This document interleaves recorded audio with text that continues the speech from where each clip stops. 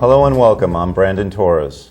And I'm Michelle Morales, and this is the Pacific Coast News for the County of San Mateo. It's Wednesday, October 23rd, 2013, and this is the news for the week. It needs to be scaled back is what the Planning Commission told the owner of the piece of property known as The Rock on Monday night. The Rock is located at the corner of Highway 1, Fassler and Seabowl Lane.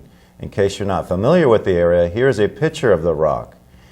Here is an artist's rendition of the project. The owner, Guru Thalapanini, envisions two buildings where one building would be 4 stories and the other 5 stories. In both buildings, the first floor would be commercial spaces and the rest would be for 63 condominium units. These units would range from 2 to 3 bedrooms. Here are some comments from the study session. Too much for the area and too much for the city.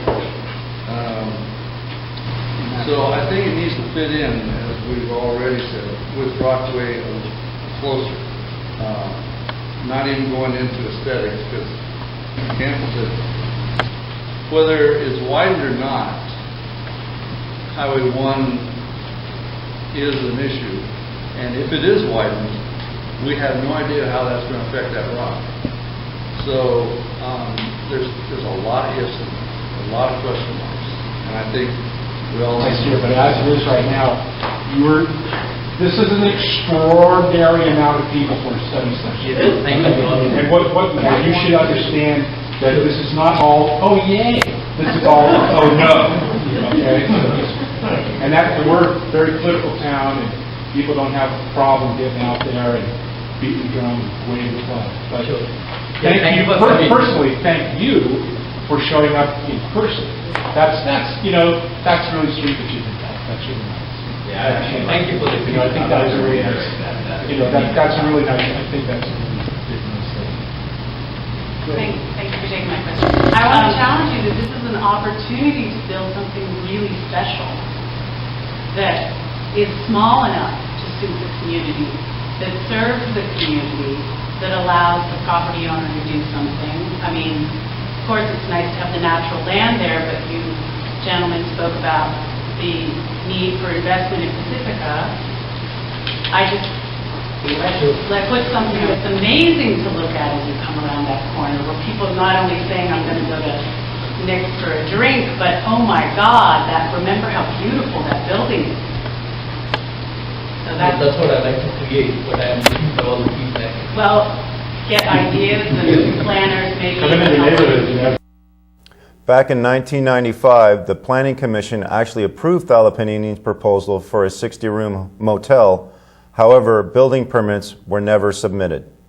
Fortunately, Thalapanini is interested in working with the city and the residents for this project, which is only in its conceptual phase. It was pretty clear who the winner was of of what was being called the Great Pacifica Debate of 2013, after the members of the Pacifica Daly City Democrats Club voted 37-12 to endorse Measure V. Measure V is Pacifica's initiative to extend Pacifica's utility tax to include cell phone bills.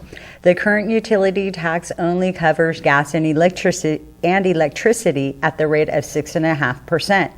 If passed, cell phone bills would also be taxed at the same rate. Mark Steckbart, a No on V debater, Pacifican resident, and member of the Committee Against Higher Utility Taxes, admitted during the debate that he was interchanging the word surplus with reserve, meaning that his main argument against Measure V is that the city of Pacifica has a surplus budget of $1.8 million. However, that is the amount of the reserve budget. The consensus was that a surplus budget wasn't the same as a reserve budget. The other No on V debater was Jim Wagner, another Pacifican resident and member of the Committee Against Higher Utility Taxes. The Yes on V debaters were Kalima Salahuddin, Pacifica resident and Measure V campaign manager, and Karen Irvin, also Pacifica resident and Pacifica City Council member. Another issue about Measure V that Steckbart and Wagner challenged Salahuddin and Councilmember Irvin on was why provisions for low income wasn't written into the bill. Salahuddin explained that free cell phone service is available for the low income through the Pacifica Resource Center. Councilmember Irvin added the cell phone companies offer special programs for the disabled and low income. Another topic Wagner and Steckbart brought up was why there was a business cap, but there isn't one for residents. In other words, they were questioning why businesses didn't have to pay more than $500 on the tax, but there is no limit for a resident. Councilmember Irvin explained that a resident would have to have an annual cell phone bill of $6,000 or more in order to reach the tax amount of $500. Barbara Arrieta, president of Pacifica Daly City Democrats Club, moderated the debate, and it was held during the club's monthly breakfast at the Sharp Park Golf Course restaurant on October 19th, but the event was open to the public. Approximately 80 attended, and council members Sue DeGree and Mike Neal were those among the audience, as well as Pacifica Chief of Police Jim Tossa, in addition to several city and library employees and supporters. The deadline to register for this election has already passed. Registered voters have until October 29th to request a vote-by-mail ballot. For more information, go online to shapethefuture.org.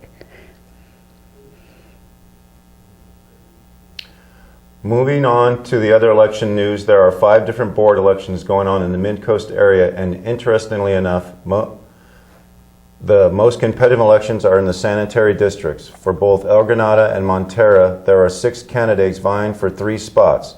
Pacific Coast News wanted to take a closer look at each of these candidates. However, there are several candidates who didn't return the emails or calls. Pacific Coast News didn't think it was fair not to include the information of those candidates that did respond. So please bear with our sparse table of information.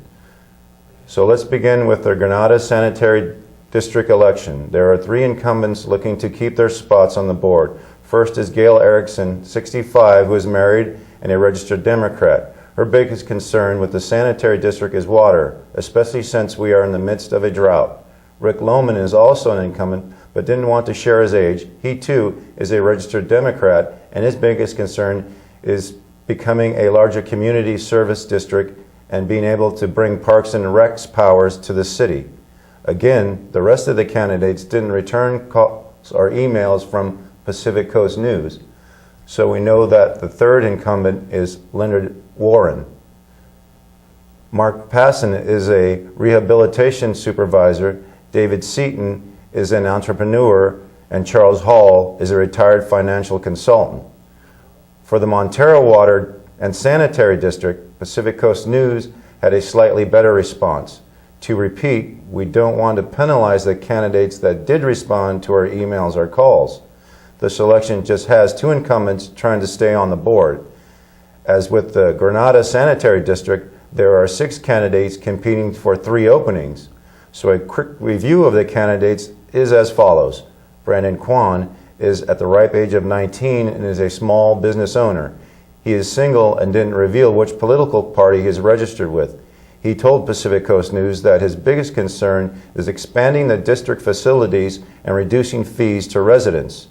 Jim Harvey, 66, is a pulmonary physiologist. He is married and is registered with the Green Party. His biggest concern is keeping control of local water resources. Dwight Wilson, 64, is an incumbent. He is married and is a registered Republican. His biggest concern is high legal costs and the district's inability to work effectively with other governmental agencies. Once again, these candidates didn't respond to emails or calls from Pacific Coast News, but we'll still do a quick review of what we do know. For instance, Bob Pettichek is another incumbent, Darren Walker, who is listed as a businessman and parent. Lastly, Bill Huber is a business executive. The Mid-Coast County Council election has the most openings of 4, but there are just 5 candidates for this election. The Coastside County Water District Board election has 3 candidates rivaling for 2 spots. Lastly, the easiest election to predict is the Coastside Fire Protection election. There are 3 incumbents who are looking to keep each of their seats with no competition, since all the incumbents wanted to keep the fire contract with CAL FIRE. And that's our quick look at the Mid-Coast elections.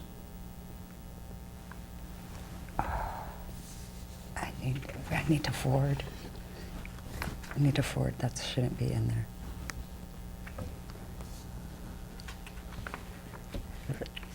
That is, give us just a moment here. We have a teleprompter issues. The home measure B should not be there. And then I repeated the coastal elections. And so, yeah, I did need to edit that.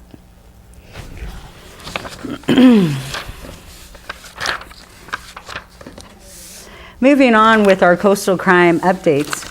Richard Willis, a Daly City resident that was arrested on October 4th in Burlingame by both Pacifica and Burlingame Police Departments, was supposed to enter a plea on October 18th, but instead his court date was postponed to October 25th so that he could switch lawyers and then enter a plea.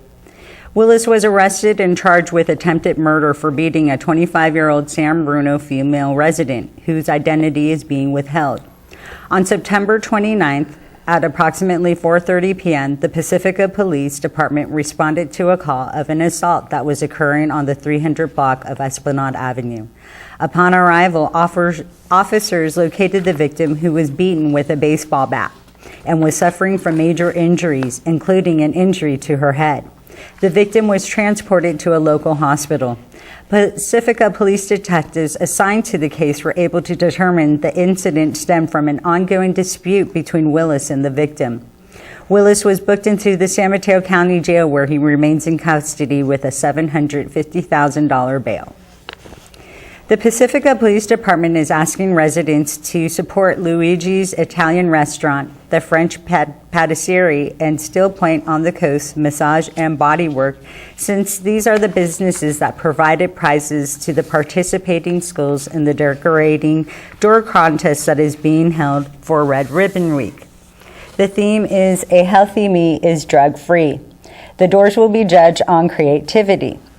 The Red Ribbon Week is the oldest and largest drug prevention program in the nation. On a more somber note, October 17th marks a year since Pacifica's first homicide occurred since 2000. That's when Pacifica police found Mark Furlan trying to dispose of the body of Keith Coffey on Dell Road. It was two tenants who contacted the police after fleeing the house at around 5:15 a.m.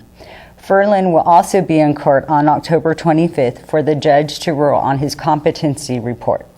Furlan and Coffey reportedly argued before Coffey's death. It's reported that Coffey had over 90 wounds and was bludgeoned to death. Furlan's father was not home at the time of the incidents, and he still remains in custody without bail.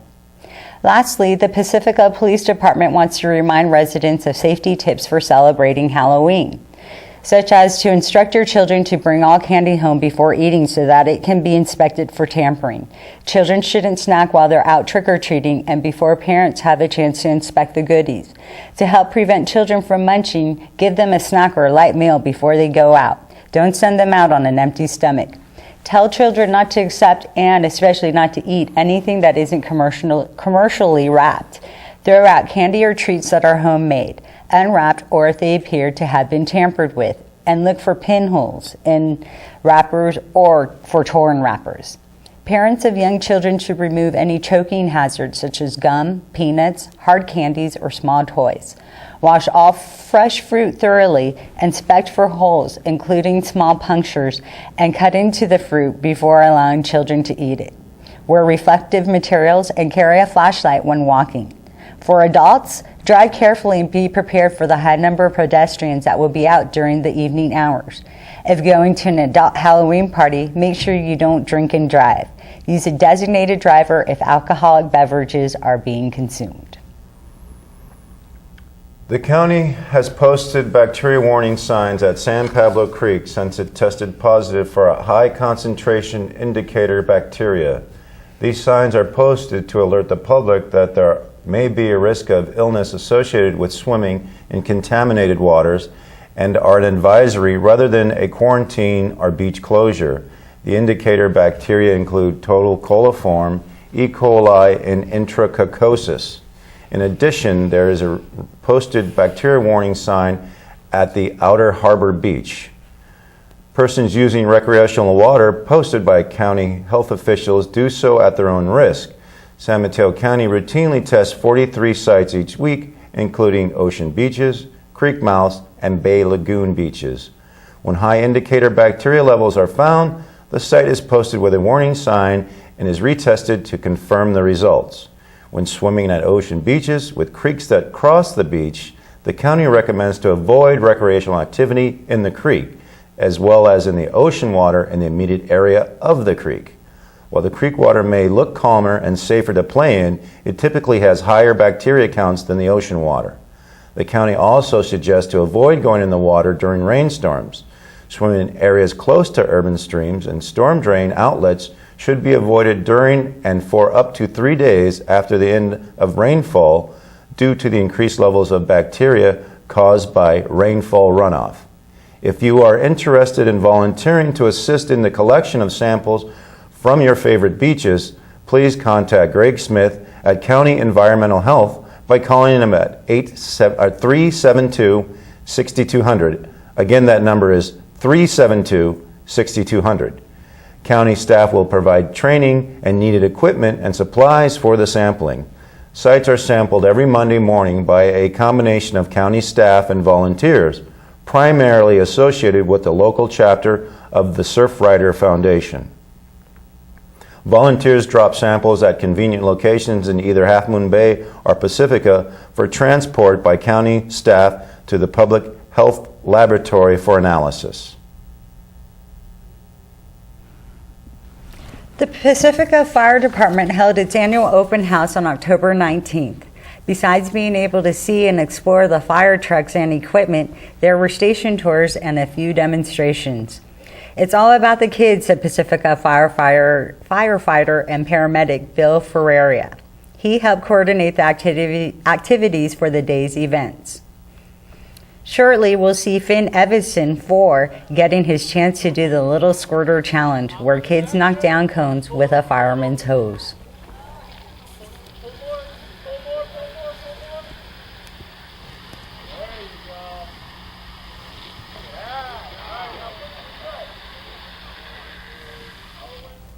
Sparky the fire dog was also there and took his picture with JT and Trevor Sneed. There are also free goodies that were given away, such as hot dogs and popcorn.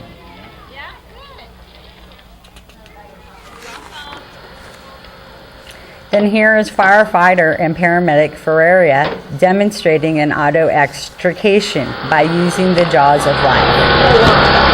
He said sometimes it looks like the machine isn't doing anything, but that's when it's building up pressure.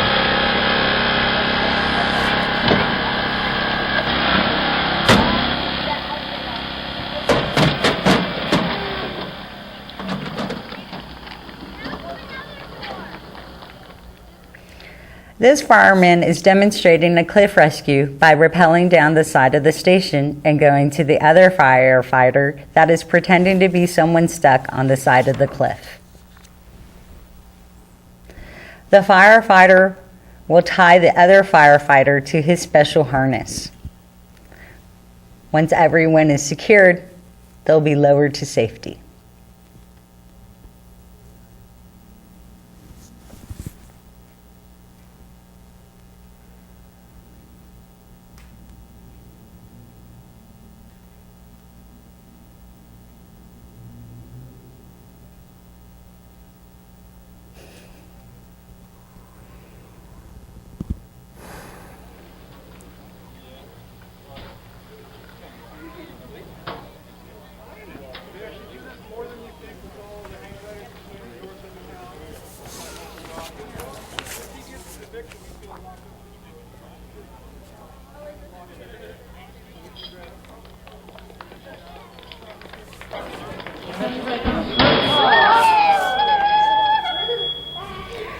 And that was the exploding house. That was to demonstrate what happens if you don't store gasoline safely.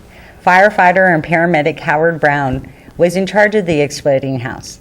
He gave a great talk about having a fire escape plan and a meeting place if there's a fire in your house. He was also one of the firefighters that helped rescue the injured driver that Pacific Coast News captured and reported on during last week's broadcast.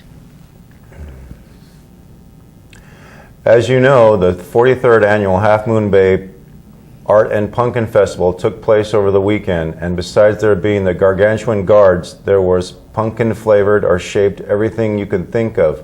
Besides there being pumpkin rolls, there was even pumpkin chili, which we assume was a favorite among the vegetarians.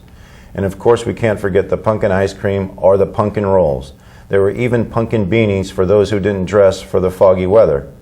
In addition to the 275 booths of the finest artists and craft makers, which was brought to the festival by the new Arts and Crafts Coordinator, Pacific Fine Arts. The booth featured the kind of art that was functional, wearable, and fine.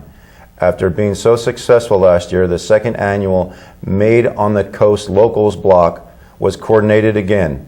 It showcased top quality arts and crafts from local painters, photographers, potters, jewelers, fabric artists, glass blowers, and furniture makers, just to name a few. And we can't forget that there were several stages with a variety of music.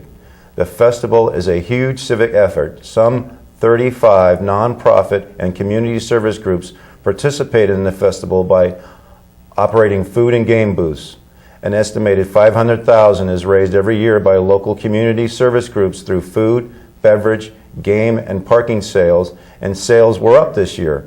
Tom Beeman, Chairman and CEO of Miramar Events, estimated that sales were up 10%. Since it's a free event, it's difficult to estimate the audience, but Beeman believes the sales reflects the audience. In sports this week, Half Moon Bay High School lost a close game against South City High during their homecoming game with a score of 22-23. The Cougars scored a touchdown in each of the first 3 quarters of the game, but it was not enough to beat South City, who scored the go-ahead touchdown in the 4th quarter to win the game by 1 point. This drops Half Moon Bay High to second to last place in the league. Their next opponent is a very tough 6-0 Burlingame High. While over in Pacifica, the Terra Tigers continue to win all their home games with an overall record of 6-0, tied only with Sacred Heart School in their division. When the Tigers scored 3 touchdowns in the first quarter alone, it looked like another runaway game for Terra Nova. They scored another in the second quarter, 2 more in the third, and a final touchdown in the last quarter of the game for a score of 42-0. Terra Nova's quarterback, Anthony Gordon, number 12, a junior, threw 15 of 17 passes for a total of 337 yards, while their star running back, John Wallace, number 4, a senior, was held to just 23 yards rushing.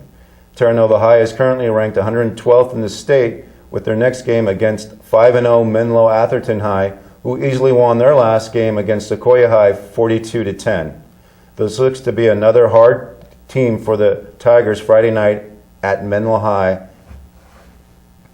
In other sports news, the Mavericks' official opening ceremony will be on Friday. There will be a paddle out to share the spirit of the special place with the community that embraces the world of big wave surfing. The window for the 2013-14 Mavericks Invitational opens November 1st, and the contest could happen anytime between then and March 31st, 2014. Tickets and information about the event are online at www.mavericksinvitational.com. And that's the news on the coast for this week. We're always interested in receiving news, tips, suggestions, videos, and possibly donations. Please email them to paccoastnews@yahoo.com. Again, that email is pac_coast_news@yahoo.com. Please check PCT's schedule for our next broadcast. And we'll leave you with a video of Caravan Sarah, a Santana tribute band who performed at the Pumpkin Fest.